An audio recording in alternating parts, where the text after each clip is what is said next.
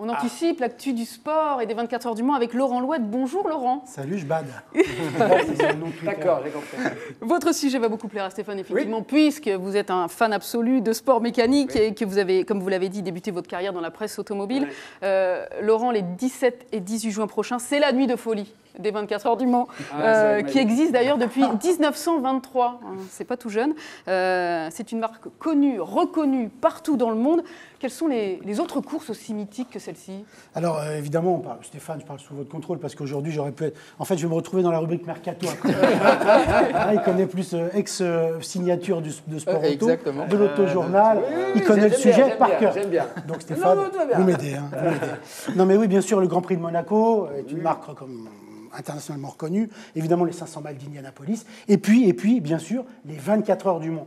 Un fleuron de la course automobile, chez nous, en France, créé en 1923, tu l'as rappelé, ça donne Charlotte. quoi en chiffres exactement, cette édition 2017? Je crois qu'il y a beaucoup de monde. Oui, 179 pilotes, 31 pays représentés chez les pilotes, 60 voitures, 2 grands favoris, puisque parmi les 4 catégories, c'est Porsche et Toyota qui vont cette année faire le spectacle dans la catégorie Rennes. Ça traîne beaucoup de monde. Je crois qu'il y a des centaines de milliers de gens qui viennent regarder. C'est un spectacle populaire incroyable. 250 000 spectateurs. On peut ne pas être passionné et être bluffé par ce qu'il y a. Les passionnés ont un spectacle fabuleux, vraiment fabuleux. Le circuit est exceptionnel.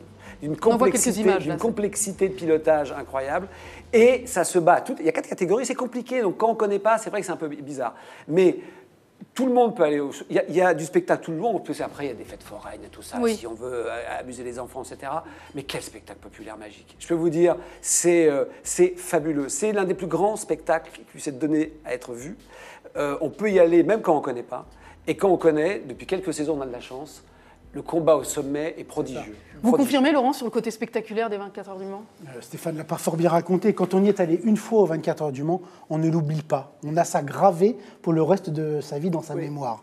Oui, 250 000 spectateurs, c'est un engouement populaire formidable, les 24 heures du Mans, parce que tout est fait toute la semaine pour que jusqu'à la course, l'intensité monte peu à peu.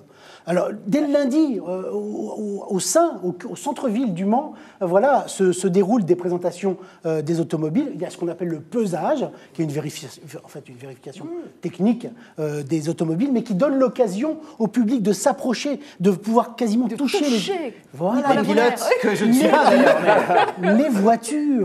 Les voitures, et puis de rencontrer les pilotes, d'échanger avec eux. Et puis comme ça, tout au long. Là, ça donne envie d'y aller. En revanche, il y a quelque chose, je ne sais pas combien il nous reste de temps, mais je vais très vite. Non, il y a des voitures prodigieusement rapides et des GT de route très améliorés. Et vous avez des pilotes exceptionnels, et vous avez des pilotes amateurs, pas forcément exceptionnels. Non, pas forcément. Et c'est ça qui crée un peu Vous pouvez y aller, Fred. Voilà. Et vous avez du coup des voitures comme cette GT-là, ou autre chose, parce que c'est pas celle-là en l'occurrence, c'est plutôt comme celle-là, qui arrivent à des vitesses dingues, qui doublent des pilotes pas forcément géniaux. Et cette incompréhension a parfois créé des drames, malheureusement. Mais du coup, cette différence de hiérarchie, on ne peut pas avoir 173 génies, il n'y a pas 173 Sénats. Donc du coup, vous avez des pilotes et puis des génies. Et c'est un spectacle fou. Il y a 850 dépassements à la seconde, dans tous les sens. Et en plus, Porsche-Toyota, il y a une revanche. Toyota a perdu dans le dernier tour l'année dernière. Ils reviennent, ils veulent gagner. Ils sont favoris, là, pour le coup, mais ils n'ont jamais gagné. Les Japonais sont assez nuls en sport automobile. Et depuis quelques temps, ils inversent la tendance. Et là, ils veulent gagner, ils peuvent gagner. C'est tellement dur pour eux l'année dernière, je leur souhaite vraiment de gagner. Mais Porsche, il faut battre Porsche au Mans, c'est dur. Donc ça va être super. Oui, pardon, je t'ai payé. C'est bien, mais là, j'aime bien. Juste dire On que peut le prendre comme chroniqueur. Ça, sans problème. Et si vous devez vous intéresser 2 minutes, pensez à 2 choses. Un, d'abord, que cette année, il y a, Stéphane le disait, un certain nombre d'écuries qui sont intéressantes, au top. Mais il y a par exemple une écurie qui est assez amusante, c'est l'écurie Vaillante Rébellion. Oui, bien sûr. Vaillante Rébellion avec... On en a parlé la semaine dernière. Avec la sortie de Michel Vaillant en BD la semaine dernière. Oui, avec au volant Nicolas Prost, le fils de, et puis Bruno Senna, qui est le neveu. Il y a des pilotes extraordinaires cette année qui sont en course. Le Brésilien Rubens Barrichello, l'Italien Giancarlo Fisichella, des gens qui ont couru en Formule 1, qui vont faire le spectacle. On a des chances françaises. On va avec Stéphane Sarrazin chez Toyota, par exemple, une vraie chance, et puis Lapierre, une vraie chance de victoire au moins on aura une victoire française ce week-end. À défaut d'en avoir une à Roland-Garros. On va voir, on va voir. C'est vrai. Voilà. beau, C'est ça. vrai. C'est posé, c'est dit. Et puis, je voudrais juste dire aussi que si vous avez l'occasion d'aller au Mans, parce que peut-être que certains vont avoir envie d'aller Mais voir, c'est ça, l'intérêt. d'abord il reste des places, hein, vous allez sur le site officiel de l'Automobile Club de l'Ouest, voilà, 80 € environ la place moyenne, mais des places qui varient de 35 à plus de 700 €. Mais surtout, allez au On a virage de l'image de la Mulsanne. Vaillante à l'image. Ouais, super la voiture. Pardon de Voilà. vous couper le Magnifique voiture. Ouais, voilà. Le 13 est au départ, non Ouais. Non, il y a des virages, on est assez près des voitures, il y a des virages où on voit des voitures aller très très vite.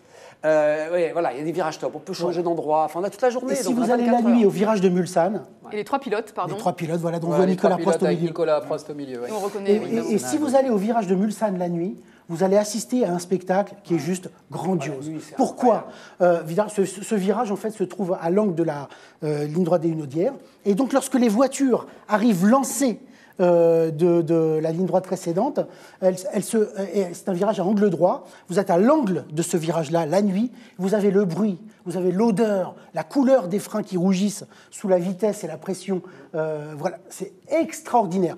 Raconter comme ça peut être finalement. Ah non, ça marche. Mais ça marche, marche, ça parce que moi, j'ai On y est. C'est fabuleux. Je vous assure, c'est fabuleux. Je connais personne, même les gens qui y allaient comme ça, etc. On est pris. Et pour peu qu'il y ait quelqu'un avec vous qui vous Qui explique raconte un peu, l'histoire bien sûr. avec votre truc, Comme Laurent. décodé ou pas, c'est nous magique. Vraiment grand spectacle. Nos deux envoyés spéciaux raconteront ça formidablement Mais c'est pendant exactement. 24 heures, du samedi 15h au dimanche 15h. Live texte commenté, ils sont dans les tribunes juste au-dessus des stands. À suivre sur Figaro.fr. Sur le Figaro.fr, c'est gratuit, connectez-vous. Eh Gilles ben, c'est Festor ce qu'on va et Guillaume faire. Loisy. Guillaume Loisy et Gilles Festor, en direct du Mans. Exactement. Et on en parlera évidemment le lundi dans votre émission 45 chrono animée par Léo. Le compte, Exactement, hein. et puis Léo évidemment Lecomte. dans le quotidien. Évidemment. Merci Laurent. Merci beaucoup. Merci à vous. Stéphane Merci, Rothenberg, j'ai une question pour vous. Vous avez travaillé sur l'émission Turbo il y a quelques années. Vous étiez reporter d'abord, puis rédacteur en chef adjoint. La question de reprendre sa présentation à la place de Dominique Chapat ne s'est jamais posée? Ça vous a non, jamais parce que tenté? pour le coup, non, alors, j'adore l'automobile, mais pour le coup, vraiment, Dominique, c'est le taulier. Alors, pour le coup. Non, et c'est vrai que c'est un sacerdoce. Je crois que ça c'est fait 30 ans qu'il la présente, hein. Voilà, et j'espère le plus longtemps possible. C'est 42 émissions, donc c'est au minimum, je crois, donc c'est tout le temps. Et c'est vrai que ça me priverait de beaucoup d'autres choses. J'adore la voiture, mais vraiment c'est une passion. Ce serait compliqué d'en faire une occupation principale. Mais ouais, il m'a appris plein de choses parce que j'étais trop pointu. Du coup, j'avais pas compris. Je faisais des papiers de sport auto pour Turbo et ça marche pas. Il a le sens du public qui est incroyable. Dominique, incroyable pour ça.